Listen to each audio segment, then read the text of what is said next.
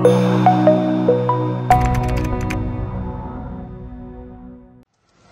الرجال؟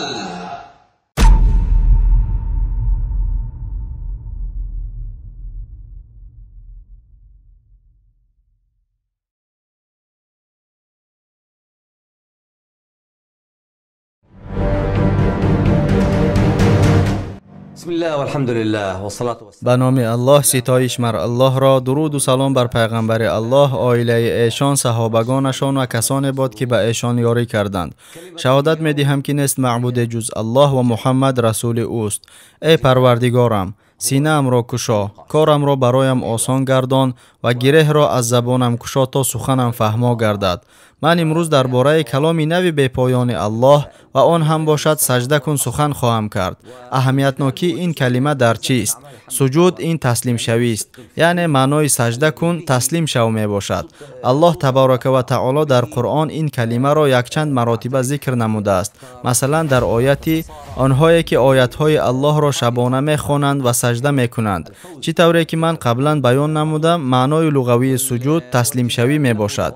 در شریعت باشد سجود معنای به زمین گذاشتن پیشانی را ifade می‌کند، یعنی حالت را ifade می‌کند که در آن انسان موقع خاکسارترین را که می‌تواند اشغال نماید قبول می‌کند.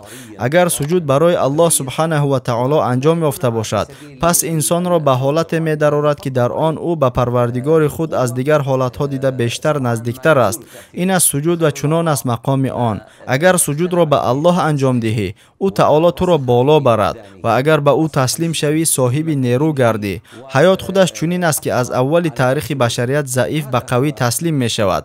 حتی از زمان حاصل شوی اختلاف بین قابل و حابیل سر کرده چنین بود، زیرا وقتی که قابل قصد کشتن حابیل را کرد، حابیل به او چنین گفت: اگر تو برای قتل من دستت را سویم دراز کنی، من برای کشتن تو دستم را سویت دراز نکنم. هر آینه من از الله می ترسم. معنای این آن است که قوی ضعیف را باز هم ضعیفتر می سازد. نگاه به تاریخ بشریت به ما نشان می دهد که شخصان پرقوت و شخصان ضعیف همه وقت بودند و شخصان پرقوت شخصان ضعیف را استثمار می کردند. آنها را به غلامی گرفته به منفعت های خود تابع می ساختند. چنانکه آیید این الله در قرآن با سخنان موسی علیه السلام گفته است: و آن نعمتی که بر من منت می نهی این است که فرزندان اسرائیل را غلام ساختی، یعنی آنها را خوار نمودی.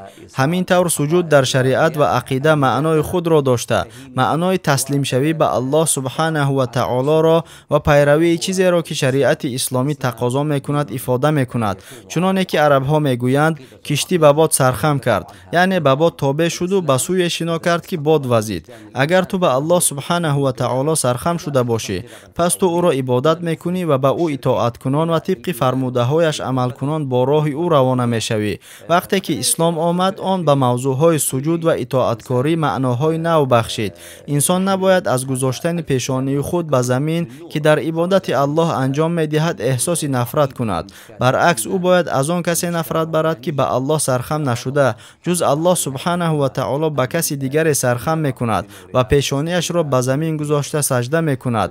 چنین موقع مؤمن را در قبال کفر و شرک و خطرها استوار میسازد، چون که او به تکیهگاه استوار به الله سبحانه و تعالی تکیه کردن را انتخاب کرد. اگر تو به الله سرخم کنی، الله به تو در این دنیا پیروزی عطا کند. اگر تو حتی در عملهای ناچیز به کسی دیگر تکیه کردن را انتخاب کنی، همان قدری که تو از الله و اطاعت از او دور شوی، الله تو را به همان مقدار دور سازد و از یاری خود محروم گرداند. سجود باید تنها برای الله بوده، اطاعت به الله باید خالصانه باشد و در این کار انسان باید پیروی سیدمان محمد صلی الله علیه و سلم باشد.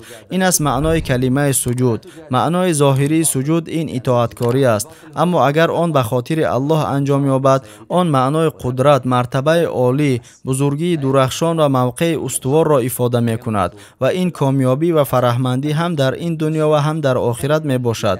ای الله، ما را از جمله به تو سجده کنندگان، تو را ذکر کنندگان، و قدرت تو تسلیم شدگان و برای تحکیم دین تو فعالیت برندگان بگردان. ای الله، ما را از جمله کسان نگردان که بجز تو به دیگر سرخم می کنند. از الله برای خود و شما استغفار می گویم. السلام علیکم. استغفر الله لي ولكم والسلام عليكم.